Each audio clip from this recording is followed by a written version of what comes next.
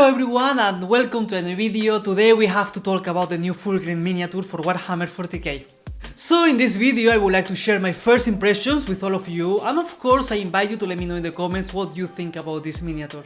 And before I go any further, I would like to mention that for me the main issue about this new Fulgrim miniature is that not long ago Games Workshop released another Fulgrim miniature but for the Horus Heresy, and even if the concept is very similar, because of course we're talking about Fulgrim, both miniatures are different. They have different poses, the sculpts are slightly different, and they have like different details and things going on.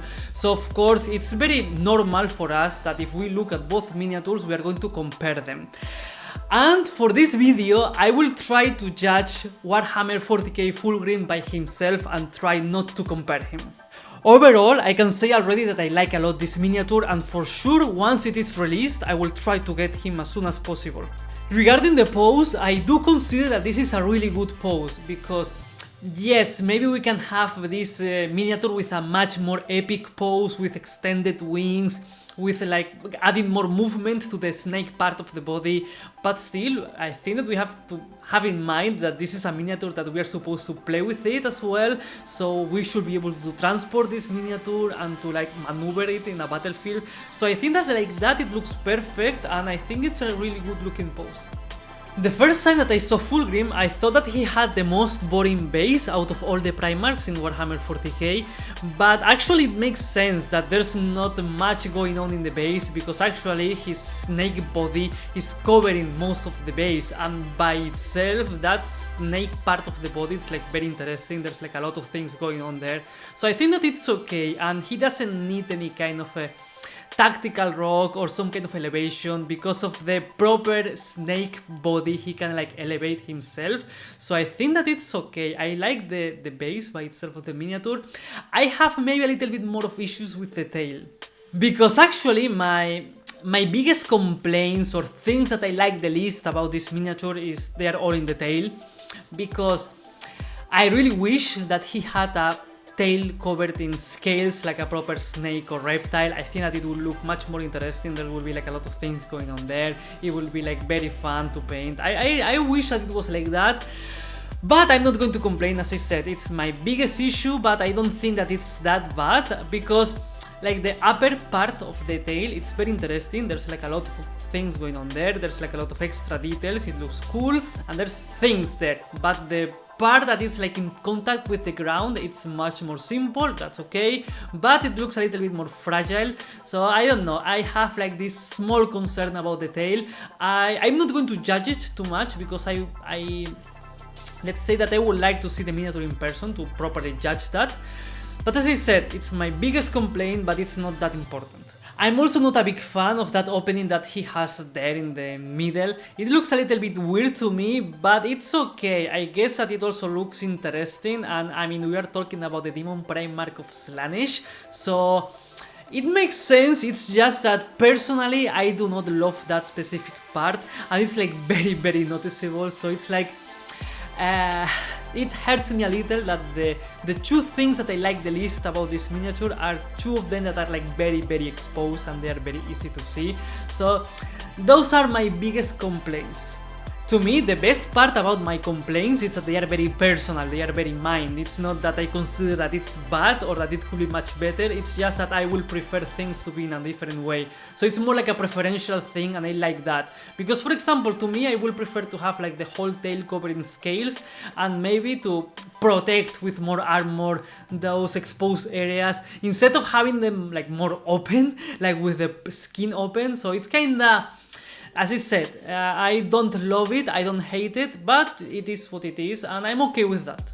Going up from the tail, I like the armor a lot. I think that it looks very beautiful, and I think that that's the point, that the Fulgrim's armor should look very beautiful and very elegant, so I like that kind of details. I like the armor a lot, and I love the arms, because I like that he has like a lot of weapons, because usually when we paint a miniature it's super fun when we paint the weapon, and in this specific case we have like 3 of them, and aside from that we have like a very interesting arm as well with very beautiful armor.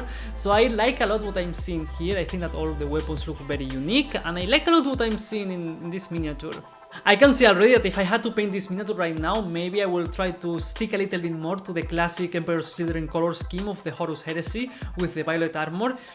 But I get that in this specific miniature the gold looks much better because there's a lot of violet going on in the body.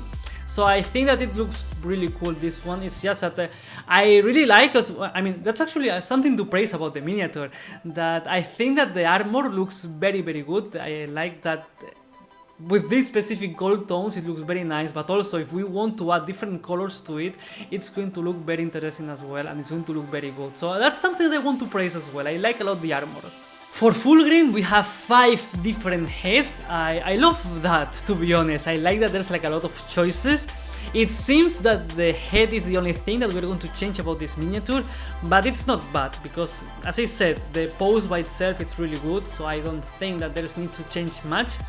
So, regarding the different heads, I'm happily surprised that there's a helmet. I'm not in love with that helmet. I think that it should look more beautiful and elegant. I don't know, I expect something a little bit more, but still, I like that there's this helmet option. I like that a lot. I think that I will try to go with a non-helmet option. Maybe I think that he should look more beautiful or handsome, but that's preferential. I like the heads that are there. I like that there's different expressions, and I think that all of them they look very interesting, so this is going to be fun. And regarding the wings, I can say exactly the same that I said earlier when I was talking about the pose of the miniature. Yes, maybe they could be more majestic if we have like full extended wings, but as I mentioned, we have to be able to play with this miniature, we have to be able to transport this miniature, and it will be like super complicated to move this miniature on a battlefield if he had like extended wings. So I'm happy with this specific choice. They are not fully folded, but they are like happy in between, I will say. So I like how they look, I especially like the color scheme for these specific wings, and I don't know, I'm really happy with this miniature, and I have to say that I'm very happily surprised. And I really want to repeat that, I'm very happily surprised with this miniature. I'm very happy with it. I think that it's going to be like a really awesome centerpiece for every Emperor's Children army that there will be. So I'm very happy about that.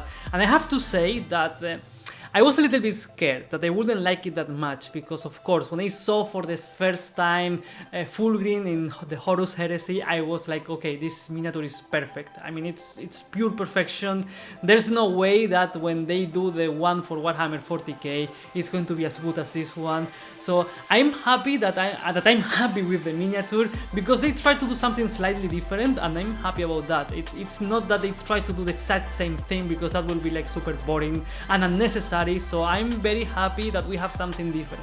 And basically these were my first impressions about Fulgrim, Daemon Primarch of Slaanesh.